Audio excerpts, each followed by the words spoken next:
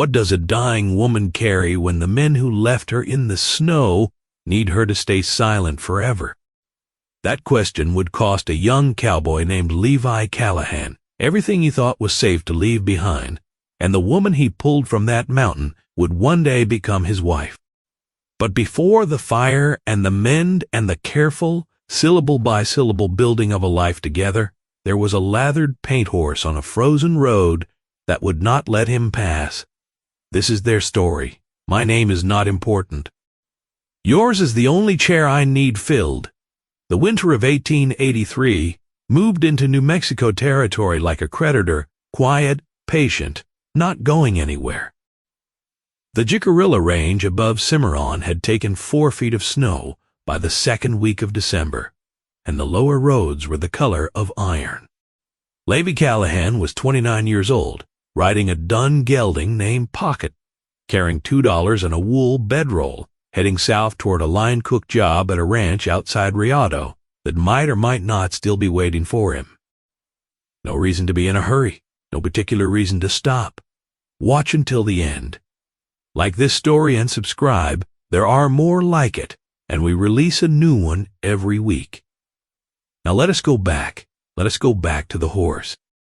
He had come from a place once, a family homestead outside Garden City, Kansas, where his father filed on 160 acres under the Homestead Act in 1868 and worked that land for 11 years before a district judge ruled the original filing had been improperly witnessed.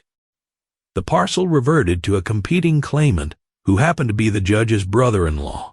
His father, Samuel Callahan, was the kind of man who could absorb a blow, but not this particular shape of blow. The loss itself he might have survived. What broke something in him was the specific way it happened. Something legal, documented, witnessed, undone by men who had more claim to the machinery of the law than the man it was supposed to protect. He died in a rented room in Dodge City in the winter of 1877, working wages on another man's land, which was not what he had come west for. Levi was 17 at the time. He did what a young man without prospects does in that country in that era. He found work wherever it appeared and moved on when it dried up. Trail drives north from Texas, a season in the silver camps outside Silver City.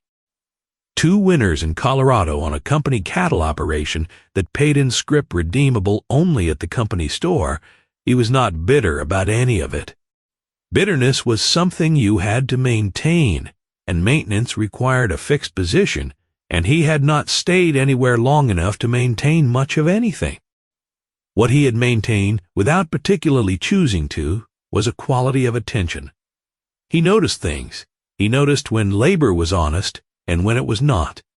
He noticed the distance between the stated purpose of authority and what that authority was actually being used for. 3 years in New Mexico territory had given him ample opportunity to practice that measurement, and the reading in Cimarron, where he had spent most of the autumn, had not been comfortable. The road north of Cimarron ran between 2 ridges of ponderosa pine, and in December it was the kind of place that made a man feel surveilled by the landscape itself. Levi had ridden this stretch twice before, both times without incident. This time the silence felt different, not empty, but withheld, as if the trees were holding something back. He heard the horse before he saw it, not hoofbeats, something stranger. A high, broken sound, half whinny and half something closer to a dog barking, irregular and insistent, coming from around a bend with the pines crowded in tight. Pocket slowed without a touch of the reins.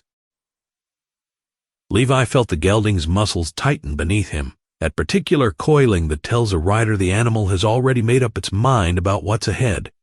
The paint came around the bend at a trot, sweat dark at the neck and flanks even in that cold, its bridle gone, its saddle listing badly to the left, where a cinch strap had broken clean. A fine animal, compact through the chest, broad through the hip, the kind of horse that represented years of careful selection.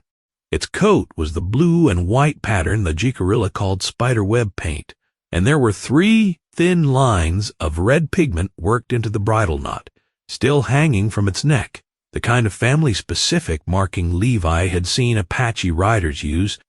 He pulled Pocket up and let the paint approach. It slowed at 10 feet, blew hard through its nose, and stood there watching him, with an expression he later struggled to describe. Not wild, not frightened. Something more deliberate than either. It put its head down, it stamped once.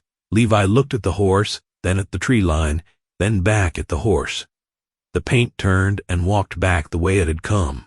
He followed. He reasoned afterward that there was nothing unusual in that.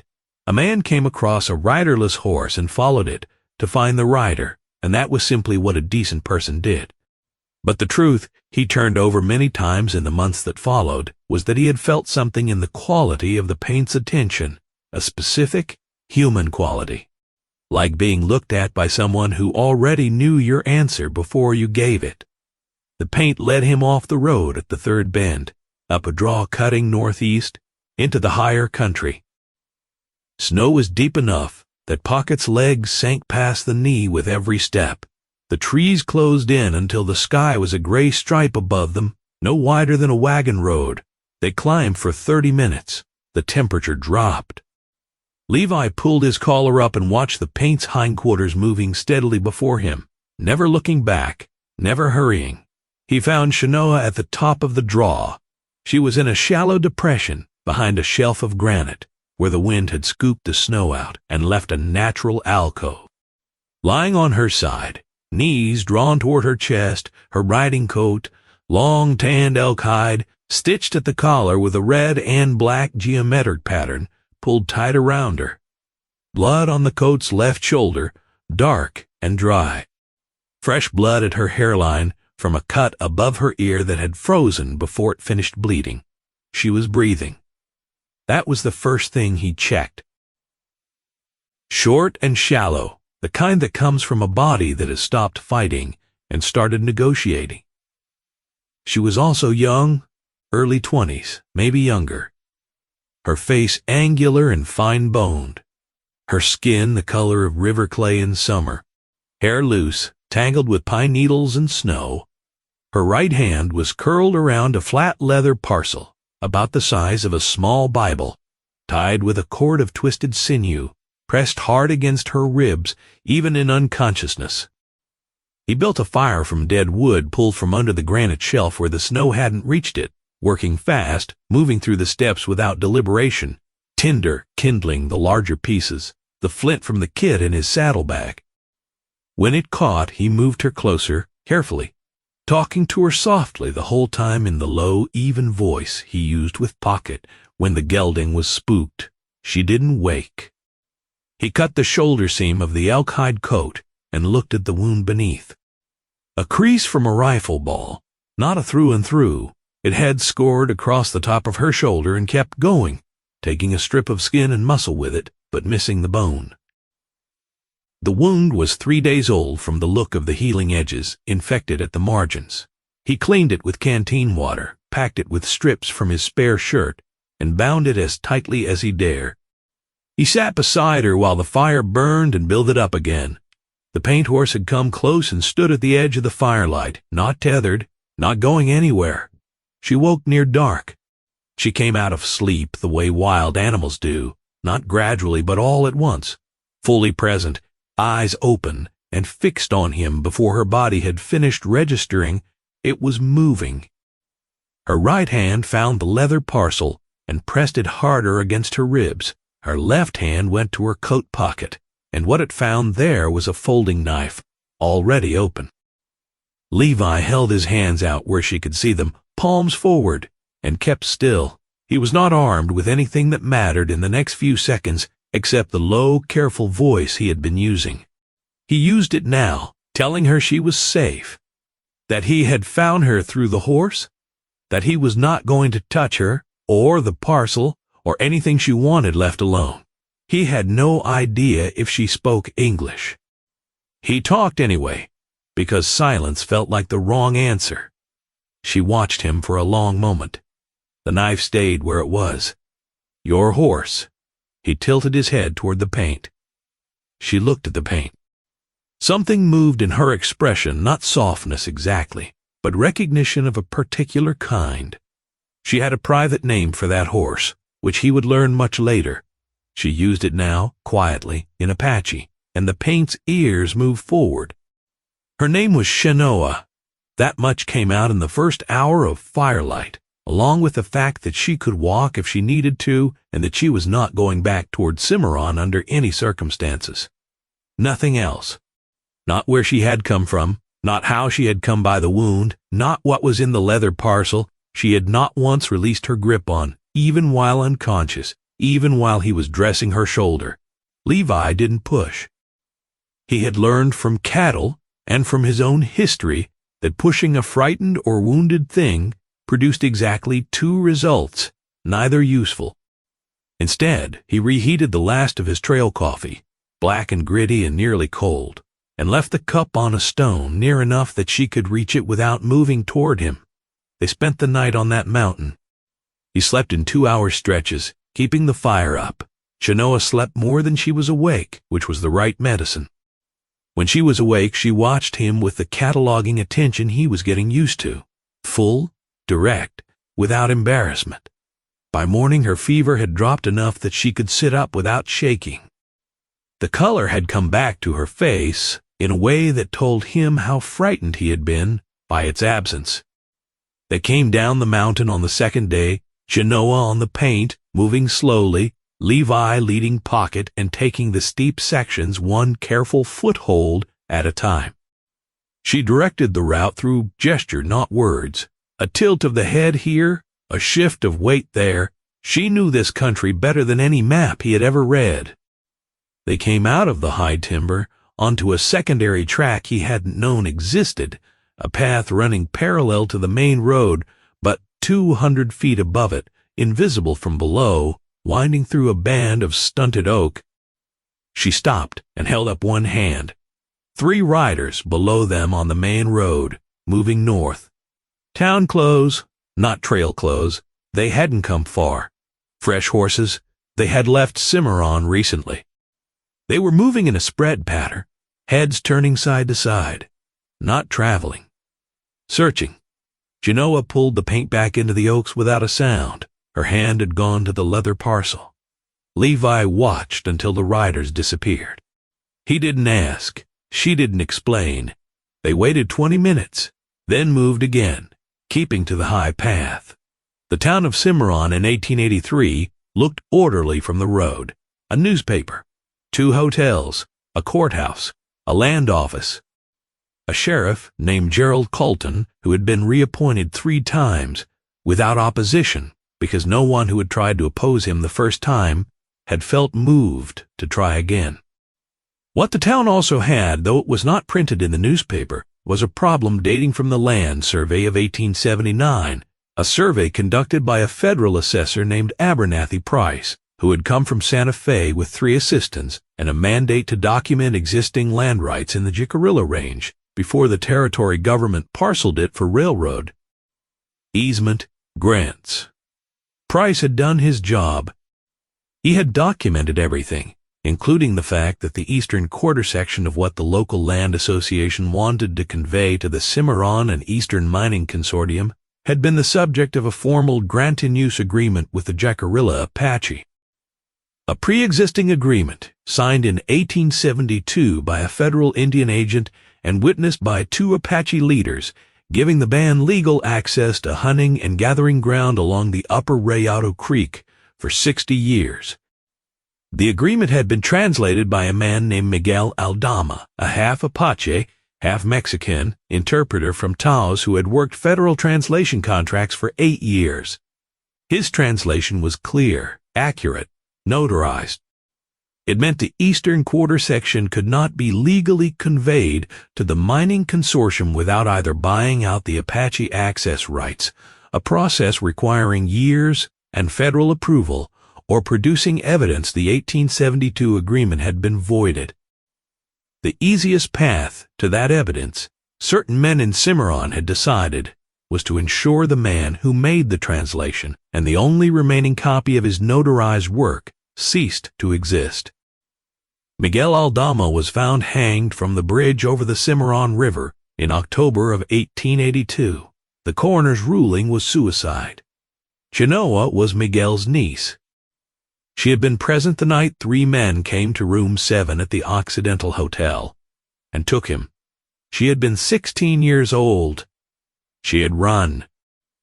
And she had run carrying inside her riding coat's inner pocket the one thing Miguel had pressed into her hands the week before, because he had begun to understand, near the end, that something was coming for him.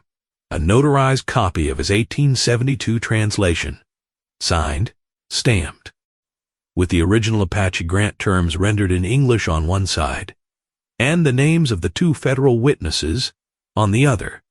She had carried it for a year. She had tried twice to get it to federal authorities in Santa Fe, and both times been turned back once by men she recognized from Cimarron, once by a route closure she could not be certain was coincidental.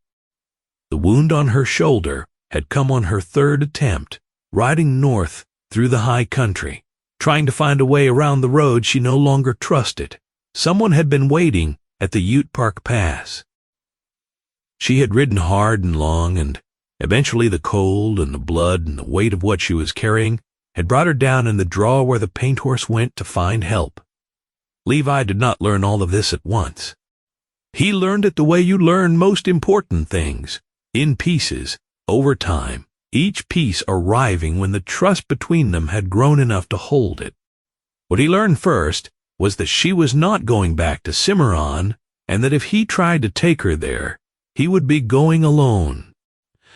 She delivered this in the flat, declarative tone she used for facts not open for discussion, a tone he had learned over 2 days of descent to recognize and respect. He wasn't going back to Cimarron either. She studied him with the measuring look he was getting used to, running some internal calculation. He knew a man, he explained. A retired federal marshal's man named Harlan Beckwith, a small place along the Rio Mora, 40 miles south and 2 miles off any road that anyone in Cimarron would think to use. Beckwith was not young and not powerful, but he was honest, and in a county like this one, honest was rarer than gold and worth considerably more. After a long silence, Chenoa turned the paint toward the south.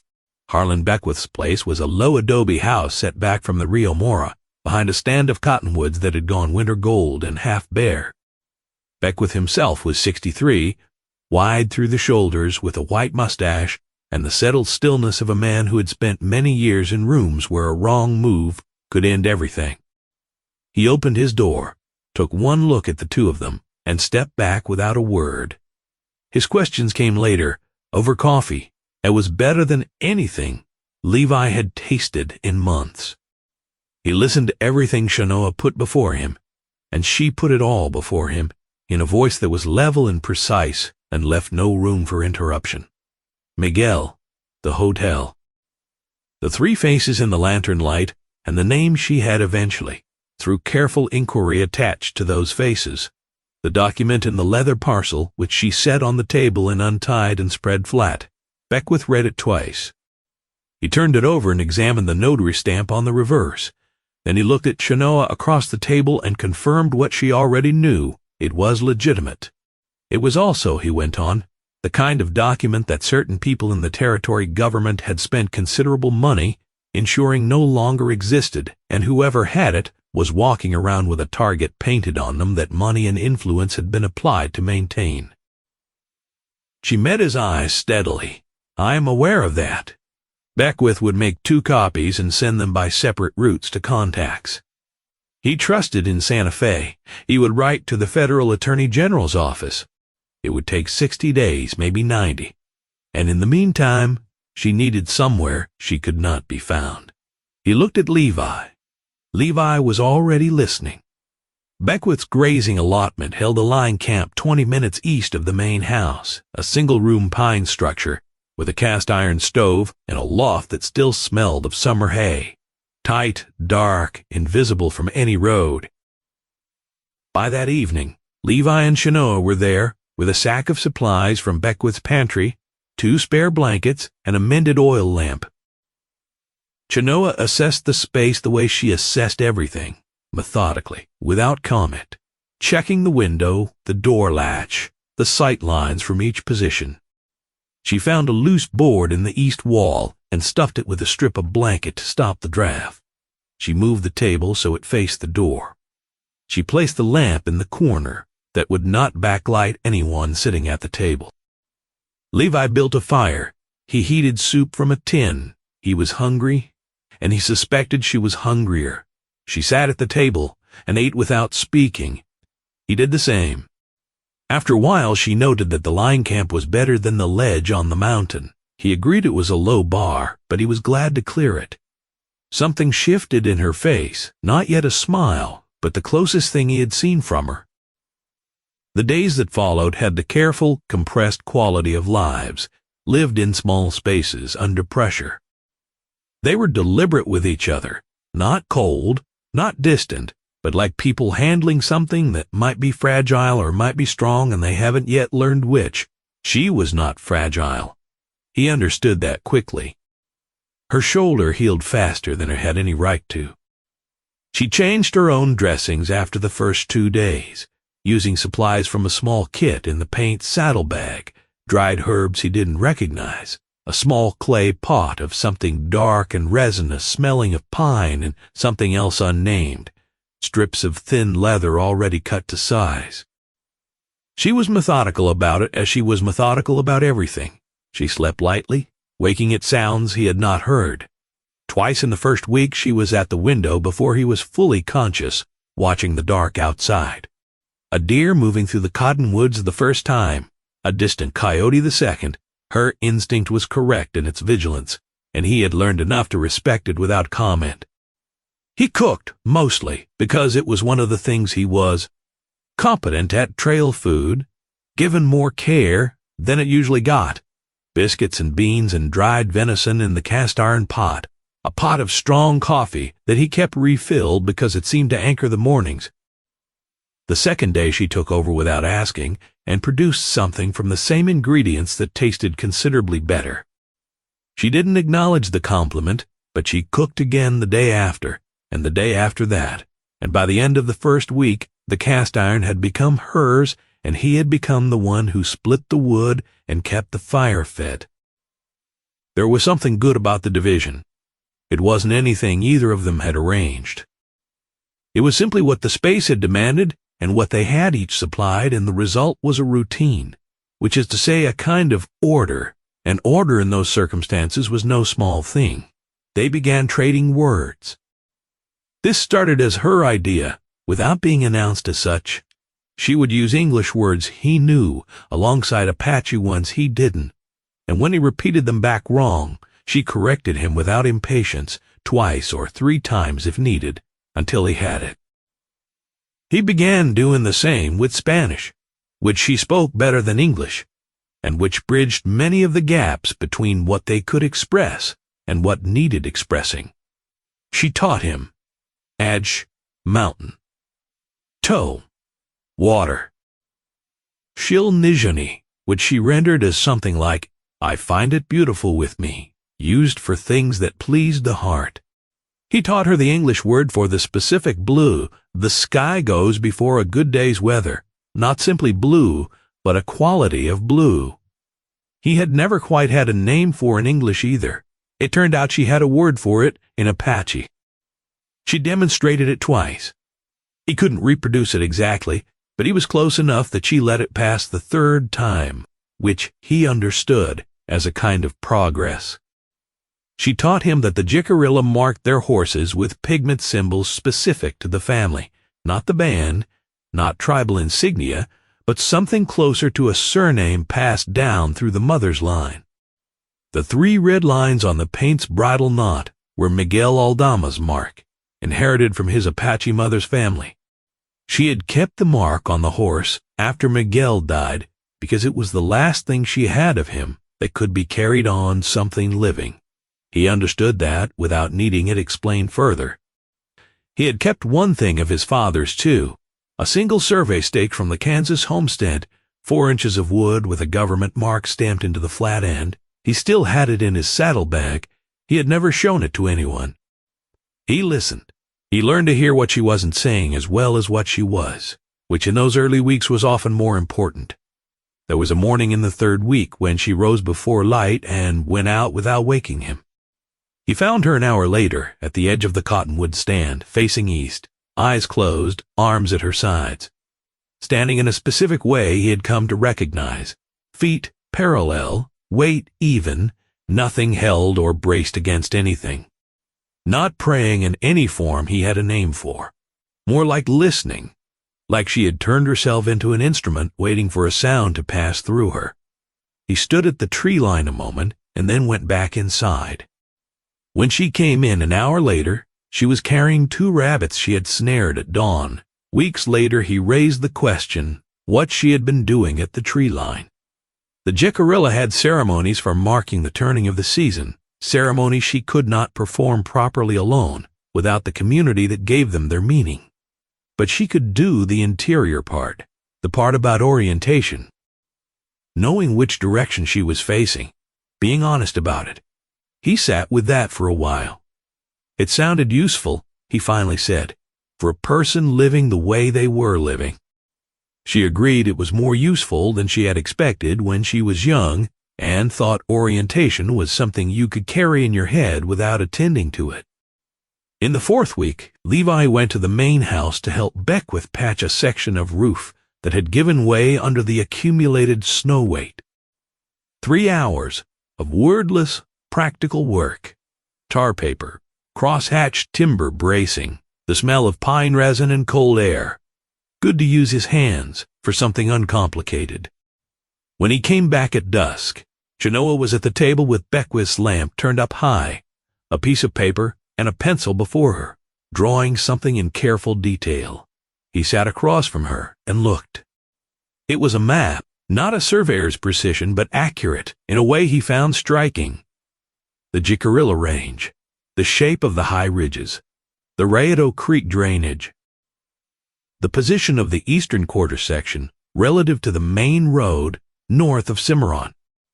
She had marked the corners with small, careful squares and written a notation at the upper corner. He realized after a moment it was Miguel Aldama's name in his own handwriting, copied from memory with a precision that told him she had looked at that signature many times. Where had she learned to read land surveys?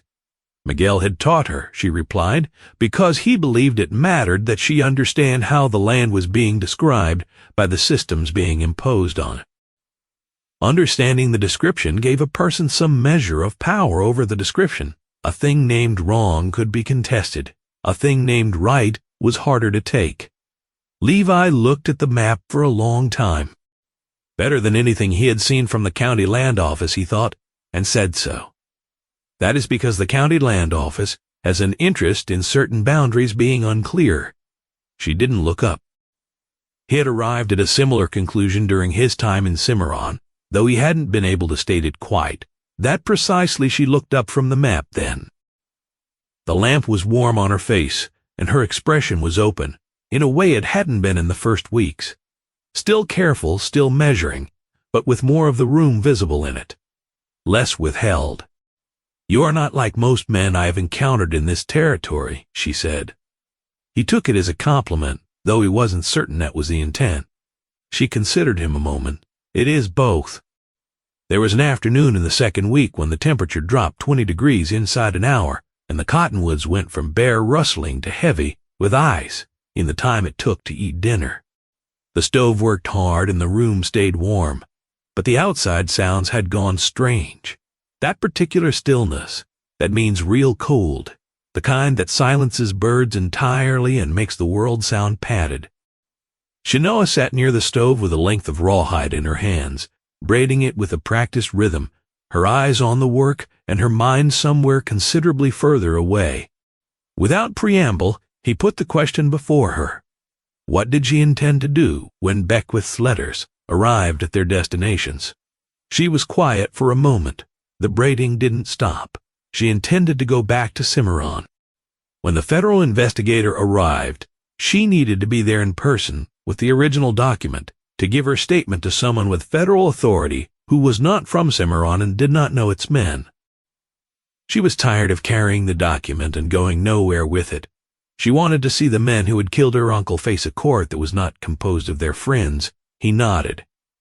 "I understand." She looked up from the braiding. "Do you?" He thought about his father and the judge, and the particular helplessness of watching something unjust proceed with institutional authority behind it. He gave her Kansas. About what it did to his father, not the loss itself, but the specific shape of it, about the gap between a court that functioned and one that merely performed the motions.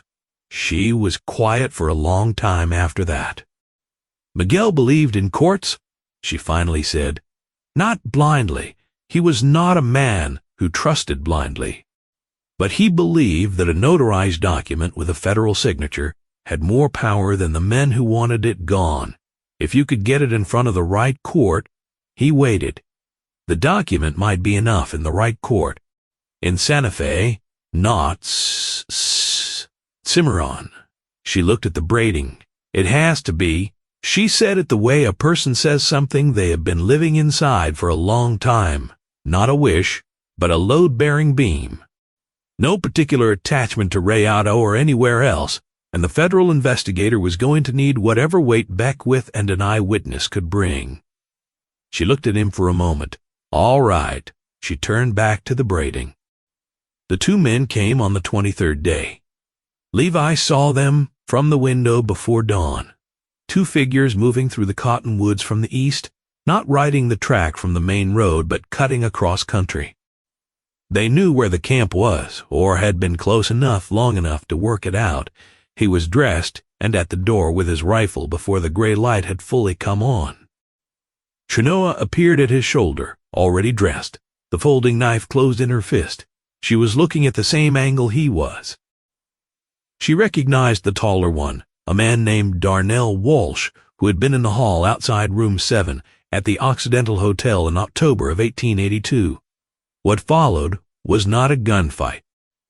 Walsh and his companion came within 30 feet of the door, and Levi stepped outside in the early dark and held the rifle in a quiet, conversational way, and informed them that they were on private land belonging to a former United States Marshal, and that the next thing they decided to do was going to determine how the rest of their lives looked. A long silence. Walsh offered that he was looking for a stray animal. There were no stray animals here, and they were welcome to continue the conversation up at the main house if they wanted. Neither man moved for 30 seconds.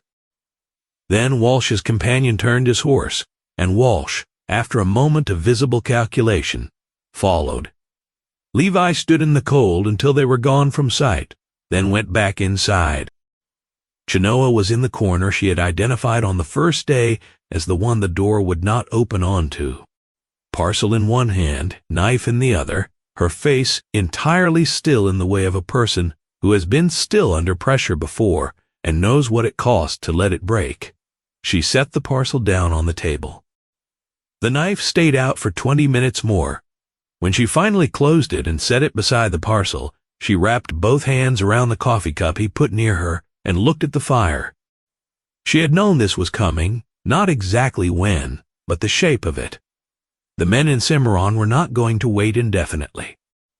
Beckwith's letter to Santa Fe had confirmed something was in motion, which meant she was no longer as isolated as they had assumed. She was not going to apologize for what Beckwith had done. She made clear. That had been her choice. But she wanted him to understand the situation was going to get worse before it got better. He had gathered that she looked at him across the table. "You could leave. You have no obligation here. You found a woman on a mountain and got her down safely. That is more than most men would have done." He looked at the fire for a moment. He thought about his father, about the distance between a court that functioned and one that performed the motions. "I'm not going to leave," he said. She held the coffee cup and looked at the fire, and something shifted in the set of her shoulders, some tension she had been holding, probably since the moment she opened her eyes on the mountain and found a stranger beside her, eased by a degree that was small, but not nothing. Arlen Beckwith arrived an hour later. He had seen the riders, too. He confirmed they had ridden back toward the Cimarron road, and that the fact they'd come without a larger group suggested they were probing, not committing, testing the situation before moving to something more direct. He sent his second copy of the document that morning, via a route he hadn't yet used, a Taos freighter of 20 years standing, carrying it inside a hardware crate addressed to a federal land commissioner Beckwith had worked under in the 70s. The waiting after that was the hardest part of those weeks which Levi had expected. What he had not expected was that the waiting wouldn't feel the way solitude usually felt to him. He had spent 3 years getting used to solitude. He knew how to be alone, and he knew how to be without anyone nearby. He had been, in his own estimation, not especially bothered by either. The days in the line camp with Chenoa were not solitary. They were the opposite of solitary, in a way that had nothing to do with the number of people in a room and everything to do with the quality of attention. She was present in a way that made the present feel substantial, as if the weight of the moment were anchored to the floor. He hadn't felt that in a long time.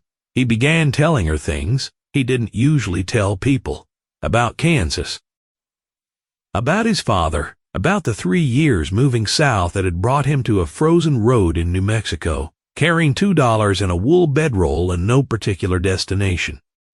He talked in the evenings, by firelight, with the directness of someone who had not had anyone to talk to in a long time and had stopped noticing the absence until it was no longer absent. She listened the way she did everything, fully without interruption, her face quiet. She didn't offer sympathy, which was the right instinct, because what he wanted was not to be comforted but to be heard, and she understood the difference without needing it explained. She began telling him things in return.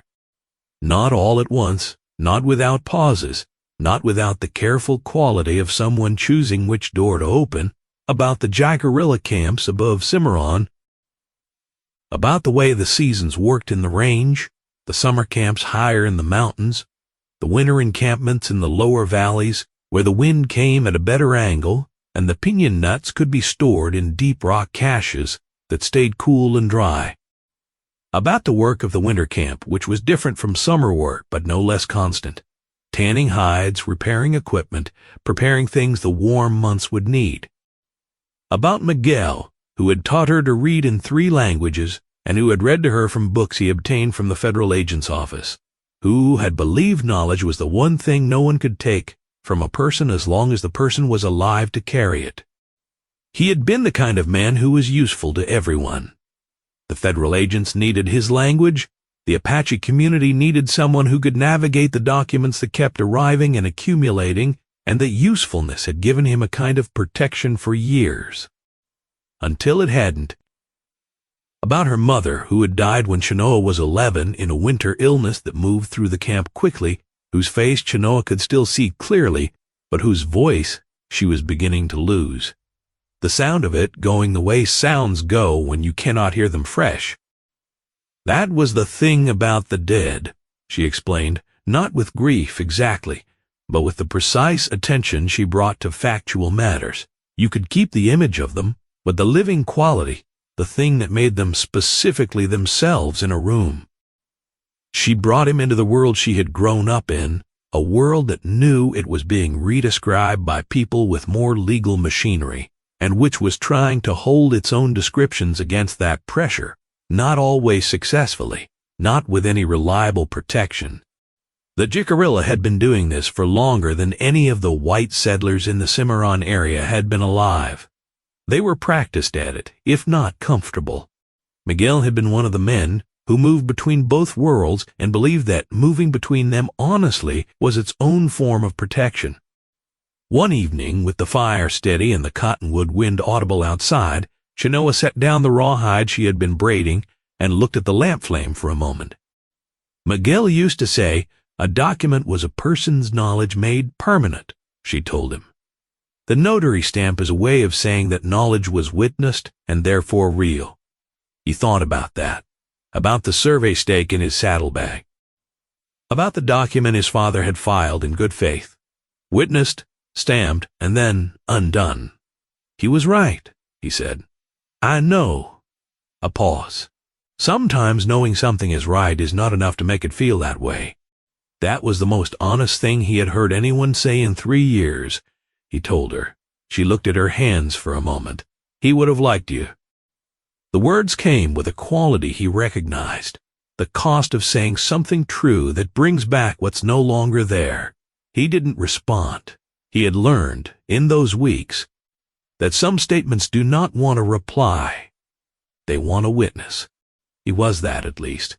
He was learning to be that in a way he hadn't been before. The reply from Santa Fe came on the 41st day. But before that, there were other things to account for. Traitward Plank had gotten out, as word does in a territory where everyone's movements are noted by someone. Beckwith had made cautious inquiries in the days after the 2 riders appeared at the line camp, and what those inquiries returned was a picture that was not surprising but was clarifying. The men in Cimarron who wanted the document, and behind them the mining consortium that had purchased the eastern quarter section from the Land Association in a transaction that would be entirely null and void if Chenoa's document was authenticated, had begun to work the situation from a different angle. They were not, for the moment, sending more riders. Instead, they were putting pressure on the structures around her.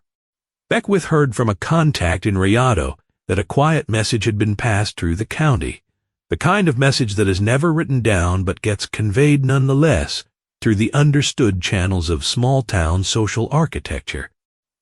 The message, as it translated through Beckwith's source, was this: there was an Apache woman loose in the county who had made certain allegations against respectable citizens of Cimarron, and anyone found to be harboring her or assisting her could expect to find the county's goodwill, which was to say, the land office's cooperation, the sheriff's forbearance, the bank's flexibility on existing debts, somewhat reduced. Beckwith himself had received a call from a man named Harker, who ran the general supply in Cimarron and who had previously been pleasant enough in their dealings. Harker had come out on a pleasant enough pretext, something about ordering seed stock, which was early by a month and a half, and had circled around to the real subject, with the careful indirection of someone delivering an unwelcome message they have been instructed not to deliver directly.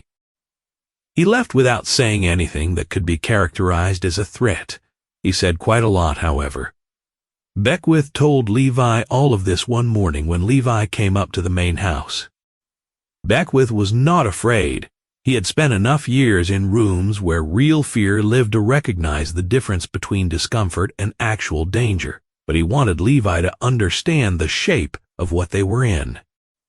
It was not a simple rescue situation. It had become something more complex, with more institutional weight on the wrong side of it. Levi understood. He said so. He went back to the line camp and sat for a while, not saying anything. The fire was low, and he built it up. Outside the cottonwoods were winter bare, and the sky above them was the hard gray of stone. Chenoa was mending a section of the paint horse's bridle strap at the table, her fingers quick and certain, and she didn't look up, but she was listening. She had the particular quality of a person whose listening is so complete it is almost a physical presence in the room. He walked her through what Beckwith had shared. She nodded. She had expected something like this. She set the bridle strap down and looked at the lamp flame for a moment. "They are running out of direct options," she said. "This is what that looks like." He thought about that. It was accurate. Pressure on the surrounding structures was what a cornered position looks like when the direct approach has become too visible. It meant the riders had been a mistake, too obvious, too documentable, and now they were returning to slower methods. "Beckwith is not going to bend," Levi said. "I know." She picked up the bridle strap again. "That is why they are going to try something more direct again before long. They cannot afford to let the federal inquiry proceed." She was right, as she was right about most things she assessed with that same quiet precision. The 2 men outside the line camp had been a probe. The next thing would not be a probe. That night he moved the table so it braced the door from inside, and she didn't say anything about it, which meant she approved neither of them, slept especially well. But morning came without incident, and the morning after that, and the one after that, and the days accumulated between the probe and the federal reply, slowly but steadily, the way days do when you have no choice but to let them.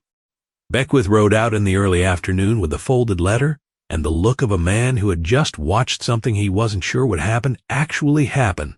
He sat at the table and spread the letter out and walked them through it. The Federal Land Commissioner's office had received the copy of the document. They had cross-referenced it with the existing records from the 1879 price survey. A formal inquiry had been opened into the conveyance of the Eastern Quarter section to the Cimarron and Eastern Mining Consortium. A federal investigator named Aldous Pratt was coming from Santa Fe. He would be in Cimarron within 2 weeks. The inquiry would not by itself bring anyone to justice for what had happened to Miguel Aldama, but it would put the land conveyance on hold, put the men who had arranged it under scrutiny, and create the formal record that Chenoa's document could be entered into evidence against. Chenoa read the letter twice. She didn't speak for a moment, then she was ready to go. They rode into Cimarron on a clear December morning, 12 days before Christmas, Beckwith leading, Levi beside Chenoa, 2 of Beckwith's friends riding behind. The town looked, as it always did, from the road, ordered, functional, holding its real transactions in back rooms. Aldous Pratt was a man from Santa Fe, with the carefully neutral eyes of someone paid to evaluate without expressing opinions. He had set up a temporary office in the Columbia Hotel on the east side of the main street, not the Occidental. He received them in a spare second-floor room with a desk and 3 chairs and a lamp. Chenoa sat across from him and gave her statement in a clear, uninterrupted voice that took 40 minutes. The hotel, the men, the 3 faces in the lantern light, and the names she had attached to them. The document which she laid flat on the desk, and its provenance her uncle. The 1872 agreement. The translation, the notary stamp. The names of the 2 federal witnesses still alive to corroborate. Pratt examined the document for a long time. He posed 3 procedural questions. He wrote everything down. When she finished, he set his pen down and confirmed that her statement and the document together constituted the most complete record of the matter that had come to the federal office's attention. The inquiry would proceed. She would be contacted for further testimony. He looked at her over his papers. Her uncle had done careful work, he observed. She met his eyes. His name was Miguel Aldama, and I would like it in the record. Pratt wrote it down. Outside on the street afterward, Cimarron moved around them, in its ordinary December way, a wagon, passing 2 women at the dry goods store. The newspaper press audible through an open door. Levi stood beside Chenoa on the boardwalk. He didn't say anything immediately. He had learned the shape of her silences well enough to know when one wanted company and when it wanted space. This one wanted company. He asked how she was. She was quiet for a moment. "Different," she said finally. "Like something I was carrying is now somewhere else. Not gone. Placed somewhere it can be held." That sounded like the right kind of different, he agreed. She looked at him, the measuring look that would never fully leave her, because it was part of who she was, and not something he would have wanted different. But it was warmer now, and open in a way that hadn't been possible on the mountain in November. She said his name, Levi, just once. Carefully. "I'm glad the paint found you on that road." He told her he was, too. The wedding was in April, when the Jicarilla range had come back from the cold, and the high meadows above the Rio Mora were showing the first green. Harlan Beckwith stood up for them at the county judge's office in Mora, a different county, a different judge. The ceremony took 15 minutes. Beckwith signed his name in his wide, unhurried hand. Chenoa wore her elk hide coat with the red and black geometric stitching at the collar, repaired now at the shoulder seam. Levi wore his clean shirt. Afterward, at the line camp that had become, over the winter, Something closer to a beginning than either of them had arrived there expecting. Chenoa sat in the doorway in the afternoon light. The paint horse stood in the small corral Levi had built in February, its chin on the top rail, in the satisfied way horses have when they are content. She had the leather parcel in her hands. The document inside was a copy now, the original, in a federal lockbox in Santa Fe, part of an inquiry that would take years and might not end cleanly, because these things often did not, but Miguel Aldama's name was in the record. The 1872 agreement was in the record. The Eastern Quarter section was on hold. 3 men from Cimarron had been questioned by Aldous Pratt, and Gerald Colton had not run for reappointment in January. Chenoa untied the sinew cord one last time and lifted out the copy and held it in the April light, reading the words she had read hundreds of times, the careful English rendering of a formal agreement witnessed and signed, the notary stamp crisp and dark. She folded it again slowly. She did not tie it closed this time. Levi sat beside her in the doorway. He didn't ask what she was thinking. He knew. She leaned her shoulder against his. "D," she said. "Mountain." He looked out at the Jicarilla range, blue above the spring green of the lower slopes. "Shil Nijoni," he said back. "I find it beautiful with me." She was quiet for a moment. Then she pointed out that he had the grammar slightly wrong. She could teach it to him again, he said. She had the rest of her life to do that. Above them the Jicarilla range stood, as it had stood through all of it, through the winter that had brought them together, the cold that had nearly finished her, the weeks in the line camp, the careful exchange of words, the long work of trust building itself one small decision at a time. The mountains did not have opinions about any of this. They were simply there, enormous and patient, full of the kind of silence that does not mean absence. A riderless horse had stood in a frozen road and refused to move, and a man had followed it into the high country, and what he found there changed everything. Not in the way a single dramatic moment changes a thing, but in the quieter, more permanent way that happens when 2 people decide, slowly, that they are going to face the same direction. That was the whole of it, and it was enough. If this story moved you, we would be grateful for a like and a subscribe. There are more stories like this one, and we release them every week. Thank you for staying until the end.